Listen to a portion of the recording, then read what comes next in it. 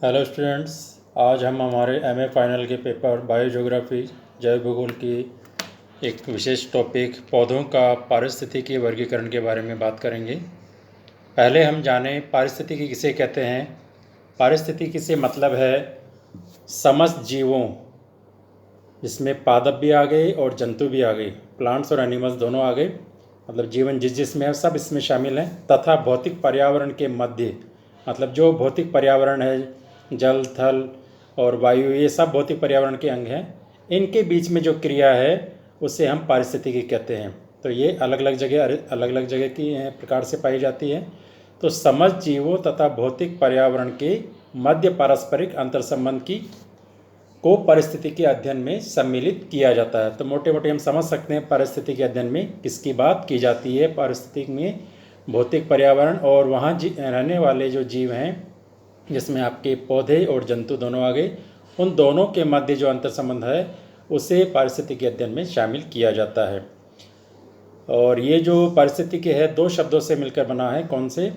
Ecology है मूल शब्द तो ये अंग्रेजी का, जो यूनानी शब्द से निकला है, जिसका ऑइकोस और लोगोस। इको जो निकला है ऑइकोस से, OIKOS, और लोगोस LOGOS। तो ऑइकोस का मतलब है निवास स्थान और जो लोगोस है उसका मतलब है अध्ययन। तो इस प्रकार इकोलॉजी या पारिस्थितिकी कहें हिंदी में तो उसका अर्थ है निवास स्थान का या किसी जगह का जो वनस्पति है या जीव जंतु है उनके निवास स्थान का अध्ययन। तो उसमें जंतु के बारे में भी अध्ययन किया जा रहा है, उनके आवास का या निवास स्थान का भी अध्ययन किया जा रहा है। तो इसे पारिस्थितिकी हम कह सकते हैं।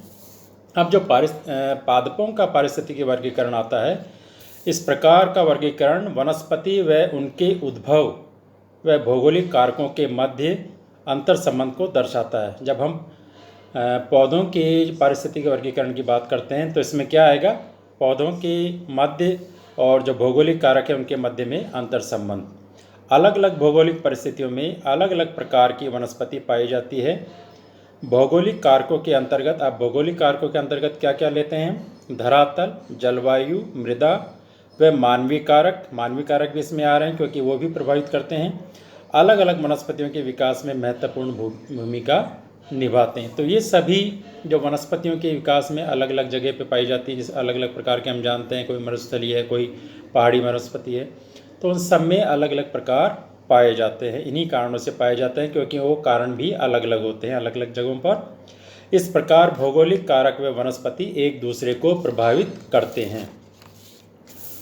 अक्सर यह देखा गया है कि एक विशेष प्रकार की मिट्टी एक खास वनस्पति से संबंध रखती है। कई बार हम देखते हैं कि एक खास प्रकार की मिट्टी किसी वनस्पति के लिए चाहिए, वो दूसरी प्रकार की मिट्टी में नहीं उग पाती। और इसी तरह से ठीक इसी प्रकार एक खास वनस्पति एक खास मिट्टी के प्रकार पर ही निर्भर करती है।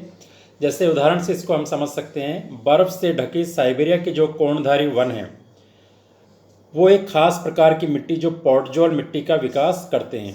ये जो वन है उनके कारण एक खास प्रकार की मिट्टी का विकास हो रहा है जो पॉटजोल है, और उसी मिट्टी के कारण इस वनस्पति का विकास होता है। तो दोनों का संबंध जो है काफ़ी घनिष्ठ है।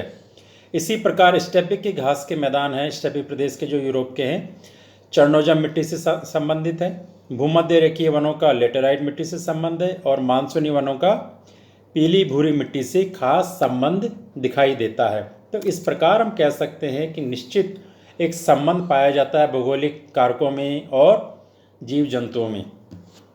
और इसी आधार पर हम जो हमारा जो टॉपिक है पारिस्थितिकी वर्गीकरण पौधों का, उसमें आगे बात करने वाले हैं। विभिन्न जैव भूगोलवेत्ताओं ने वनस्पति व भौगोलिक कारकों के इस संबंध को भिन्न भिन्न तरीकों से वर्गीकृत किया है। अब इसमें किस किस तरीके से वर्गीकृत किया है उसके बारे में हम चर्चा करते हैं।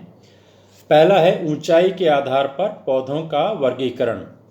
ऊंचाई के आधार पर हम देखते हैं कोई ज़मीन की सतह तक ही सिमटे हुए कुछ पौधे हैं, कुछ ऊंचाई पर हैं, कुछ बड़े बड़े वृक्षों के रूप में परिवर्तित हो जाते हैं। तो इस प्रकार ऊंचाई के आधार पर पौधों का वर्गीकरण है एक। और इसके अलावा एक है जीवन काल के आधार पर वर्गीकरण, जिसमें एक वर्षीय, मतलब जो एक वर्ष के अंदर अंदर जिनका जीवन काल समाप्त हो जाता है। और दूसरा है 2 वर्षीय, जिनका जो जीवन काल है 1 वर्ष से अधिक होता है लेकिन 2 वर्ष से अंदर अंदर ही रहता है। और तीसरे में वो हैं 2 वर्ष से अधिक, जिसमें अधिकांश पेड़ आ गए जो बड़े बड़े होते हैं और कई सालों तक जीते हैं, जिसमें कई तो हज़ारों सालों तक भी जीते हैं। जैसे बरगद के पेड़ हैं जो कई अलग अलग घने जंगलों में पाए जाते हैं, तो उनकी आयु बहुत ज़्यादा होती है। इसी तरह से जलवायु के आधार पर भी वर्गीकरण किया गया है। जलवायु का हम जानते हैं अलग अलग पृथ्वी के जो भाग हैं, कोई ध्रुवीय क्षेत्र है, कोई आपका उष्णकटिबंधीय, शीतोष्ण है, भूमध्य सागरीय है, तो अलग अलग क्षेत्रों में अलग अलग प्रकार की वनस्पति पाई जाती है, क्योंकि वहाँ पर अलग अलग जलवायु भी पाई जाती है।